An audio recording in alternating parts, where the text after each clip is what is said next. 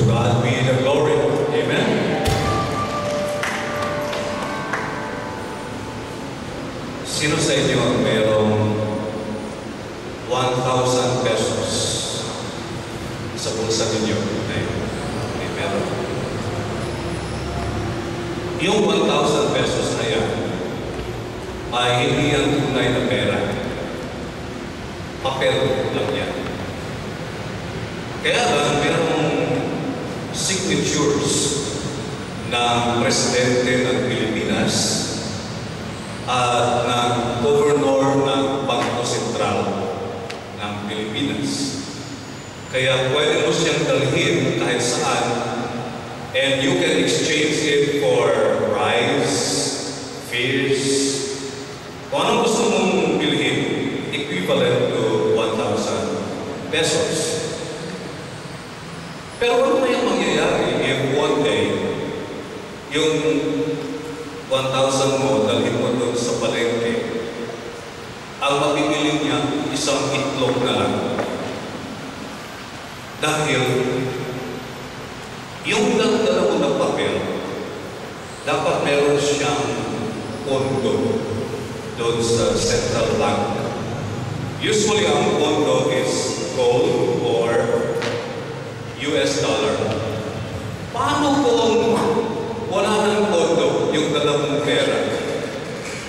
At sa halip na isang balutan pa ang galing mo pauwi, isang itlog na lang.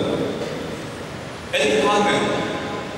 Noong panahon ng mga Hapon, nung nag-occupy ang Hapon sa Pilipinas, the Japanese government printed millions of paper money, pero walang pondo.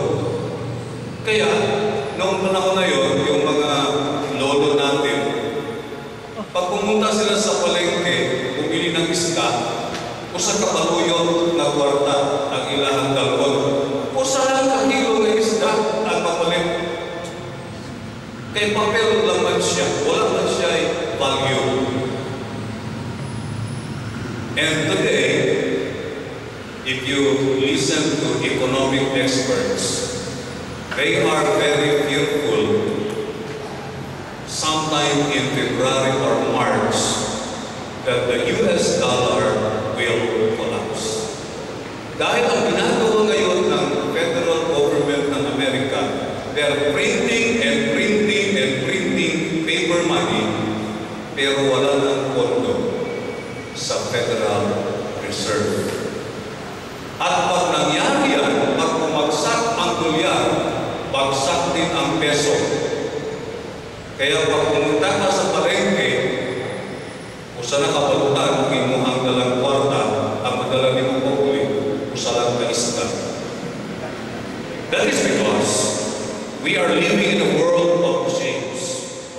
However, for God's children, we are so blessed because we have someone who promised us something that will never fail. Can you open your Bibles to Hebrews chapter 6, beginning with verse 13 to 20. Hebrews 6, 13 to 20.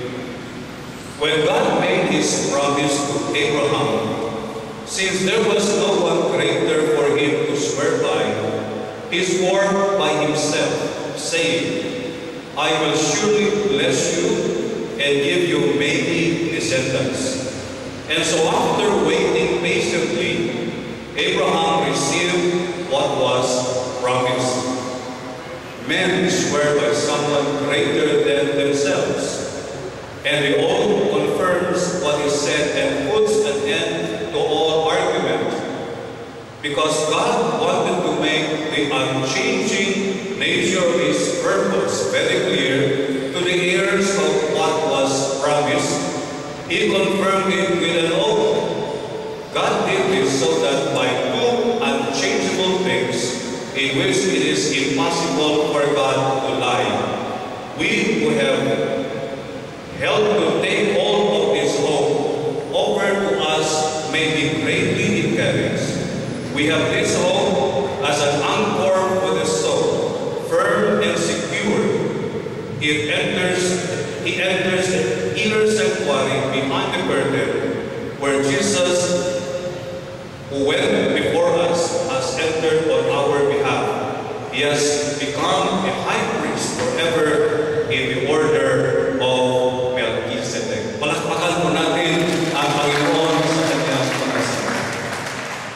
When man promises something, there are possibilities na yung kanyang mga promises ay hindi matutupad. But when God promises something, you can be assured that that promise will come to pass. Dalawang bagay. Bakit ito'y magkakatotoo? First is, God cannot die. Pag merong mag-promise sa'yo, bigyan kitang pera, paaralin kita, I will take care of you. Pero next month, namatay siya. Anong mangyari doon sa promise sa'yo? Wala. Kaya nga, pag nagpapautang ka sa isang tao, you pray that that person will not die. Kasi pag nagpapautang ka sa isang tao, namatay siya, tapos na yung utang niya. Wala na hahabulin. Someone related a story na sa opisina nila, dahil yung kasama nila was occupying a high position, when si Baros, everybody was willing to lend. Kasi alam nila, makapagbayad siya. Ang problema, hindi kalimang kamatay. Kung saan na lang ito, ilang ipaulang sa iya. Minsan pag na-asset promissory note, that promissory note is useless when the person who promised is already dead. But since God cannot die, the promises of God will always be fulfilled because His nature is unchanging, His character is unchanging, and we can always believe in His promises. Dahil hindi siya mamamatay.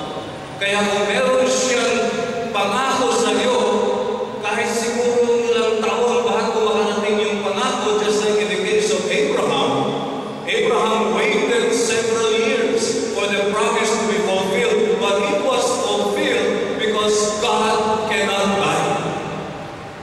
Yun po ang number one na makikita natin dito. Pangalawa, God cannot lie. God cannot lie. Kaya nga, pag mayroong lumapit sa atin, mangungutang, we will require a collateral. Bakit po? Pag mangutang siya sa atin ng 50,000, ibibigay ko yung 50,000 sa iyo basta may collateral ka. Pipirma ka. Kasi alam natin, people will have the tendency to lie. Sabihin niya, bukas, bayaran kita. Kinabukasan, bukas na naman. Meron akong kilala. Tumatawag pa, Pastor, malapit na kami. Nandito na kami sa mga isang oras na lang. Darating na kami dyan. Hangtod ka ron, nagulat ko sa iyang sa kauras. Huwag ihapon mo ako. But God cannot lie.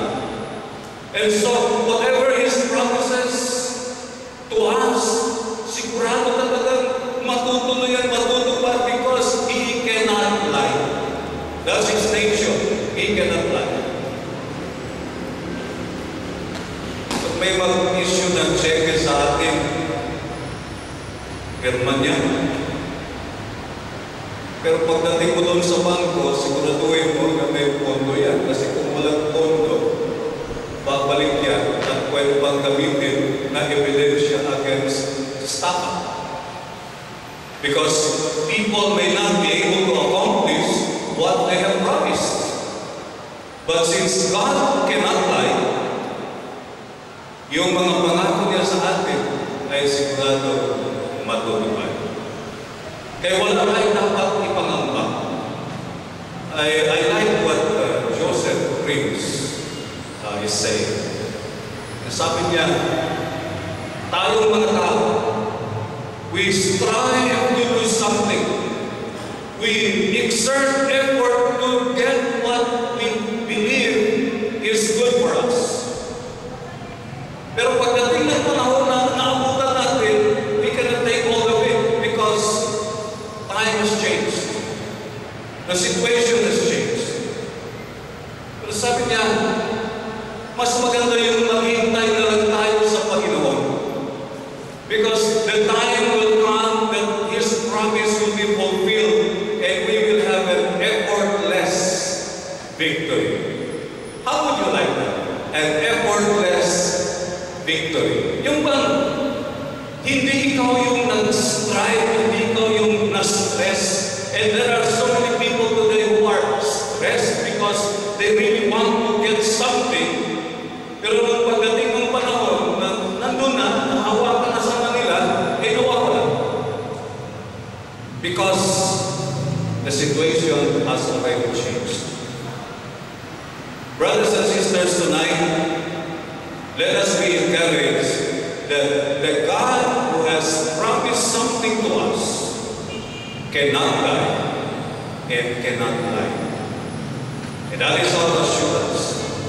Na kahit anong mangyayari sa mundo, anuman ang mga changes na mangyayari, ay hindi tayo dapat matakot, hindi tayo dapat mabahala because our security is not based on the gold reserve or the dollar reserve. Our hope, our security is based on what is reserved for us by the God who cannot die and the God who cannot lie. Kahit mabankrupt pa ang central bank, kahit mawala pa ang lahat ng bagay sa mundo, yung pangako ng Diyos sa iyo, yung ni-reserve niya para sa iyo, ay makakatating talaga sa iyo. Kahit anong gawin ng mga tao. Kanina sa aming devotional sa umaga, ang passage na pinili ng aming leader was about Cain and Abel. Kasi itong si Cain, dahil hindi tinanggap ng Diyos ang kanyang offering, he killed his brother. Pinatay niya ang kanyang kapatid dahil hindi tinanggap ng Diyos ang kanyang offering. Pero kahit pinatay na si Abel, nagsasalita pa. Kahit na yung katawan niya ay sinira ng kanyang kapwa, nabubuhay pa rin siya. Kapatid, kahit anumang gawin ng tao sa iyo, kahit anumang mga changes na mangyayari sa mundo, kahit itong katawan na ito ay masira, kahit yung mga bank accounts natin ay all of a sudden nawala na, ngunit yung ni-reserve ng Diyos na blessing para sa iyo ay mananatili hanggang sa kahuli-hulihang sandali. Because our God cannot die and He cannot lie. And so put your trust and confidence in Him. Not on anyone, not on the currency, not on your stocks. Alam niyo marami sa mga tao sa Amerika, including Asbury Theological Seminary, naglagay sila, bumili sila ng mga stocks. Nung maganda pang ekonomiya, they bought thousands of stocks, shares of stocks. Nung panahon na yun, ang isang share of stock pwedeng bilhin ng $100 per share. Nung nagkaroon ng economic meltdown, ang isang share of stock ay $1 na lang. Ang ibig sabihin, they lost $99. Maraming nag-suicide, maraming umalis sa bansa because they could no longer pay their creditors. Because they placed their trust and confidence on these things that can change. People who can die and people who cannot fulfill their promises.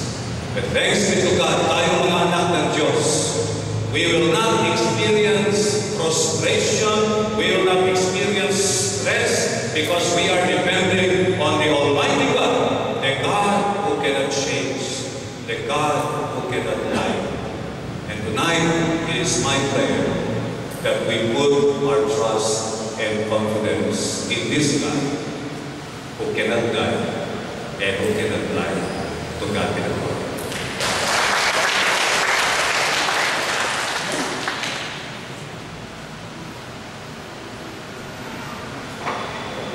So right now, let us begin to worship our God, the God who cannot die, the God who cannot lie. So right now, may I request everyone to please stand and let us look up the God that we are worshiping right now, giving Him our offering and His tithes.